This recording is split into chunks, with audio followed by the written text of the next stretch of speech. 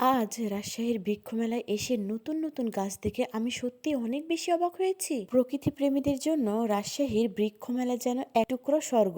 আর আজ রাজশাহীর বৃক্ষ মেলায় গিয়ে বুঝলাম প্রকৃতির যে সুন্দর শিল্পী আর কিচ্ছু নেই, সবুজের মাঝে হারিয়ে যাওয়ার অনুভূতিটা সত্যিই আলাদা। তাই একটি গাছ লাগান এবং পৃথিবীটাকে আরো বেশি সুন্দর করুন। সবুজ মানেই শান্তি, সবুজ মানেই জীবন। রাজশাহীর বৃক্ষ মেলায় সৌন্দর্য ক্যামেরায় যতটা ধরা পড়েছে, বাস্তবে তার চেয়েও অনেক বেশি। চলুন আজকে আমি মেলায় গিয়ে কি কি দেখলাম এবং কত বেশি অবাক হয়েছি, কি কি কালেকশন আছে, সম্পূর্ণ থাকছে এই ভিডিওতে। চারিদিকে শুধু সবুজ আর সবুজ, সারি সারি ফলের গাছ, ফুলের গাছ, ঔষধি গাছ আর বিভিন্ন ধরনের বনজ গাছ। কিছু গাছ তো এমন ছিল যেগুলো আমি আগে কখনো কাছ থেকে দেখিনি। কিছু গাছের নামও আমার কাছে একেবারেই নতুন লেগেছে। সত্যি অবাক হওয়ার মতো একটি অভিজ্ঞতা হলো আমার। এখানে একটা বড় আতা গাছ ছিল এবং অনেকগুলো আতা ধরেছিল, দাম মাত্র 25,000 টাকা ছিল। আমাদের অনেকেরই ধারণা গাছ মানেই শুধু আম, জাম, কাঁঠাল, লিচু বা নারিকেল, কিন্তু এই মেলা এসে বুঝলাম এখন এই দেশে অনেক নতুন জাতের ফল গাছ পাওয়া যায় এবং ছোট জায়গাতেও লাগানো যায় এমন অনেক গাছ আছে।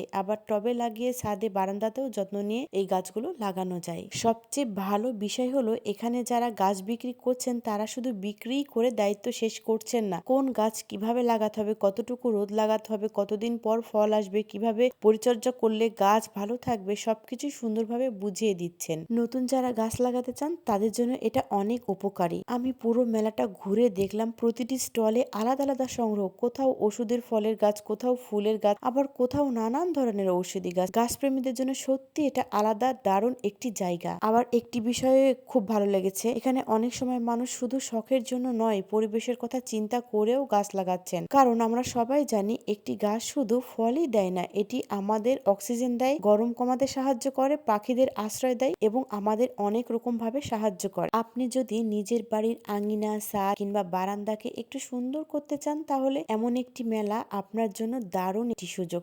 নিজের পছন্দের গাছ বেছে নিতে পারবেন, আবার সঠিক পরামর্শও পাবেন। আমি আজ যেমন নতুন নতুন ফলের গাছ দেখেছি, আর সত্যি বলতে কয়েকটি গাছ দেখে তো আমি নিজে অনেক বেশি অবাক হয়ে গেছি। যেমন এখানে আতা গাছে এত বেশি আতা ধরেছিল, আবার হচ্ছে ওই যে বানরের লেজ যেটা বললাম ওইটা একটা, আরো বিভিন্ন রকমের গাছ ছিল যেগুলো নাম আমার মনে আসছে না এখন। তবে আমি যখন মেলায় গিয়েছিলাম তখন আমার এগুলো দেখে এত বেশি খুশি লাগছিল, এত বেশি ভালো লাগছিল। আর আমি প্রকৃতি অনেক বেশি পছন্দ করি, বিশেষ করে গাছ গাছালি এত বেশি ভালো লাগে। আর সবুজের মাঝে গেলে আমি যেন একদম হারিয়ে যাই, সবুজের সাথে কথা বলতে পারি, গাছপালা যেন আমার সাথে কথা বলে। আমার অনেক বেশি পছন্দ গাছপালা। যেই কয়দিন মেলা হবে আমি প্রত্যেক দিন না হলেও কিছুদিন পর পর যাব। এটা আগস্ট মাসের 10 তারিখ পর্যন্ত থাকবে, আমি জেনে আসলাম। আমি এই কয়দিনই যাওয়ার চেষ্টা করব আমার এই গাছপালার কাছে।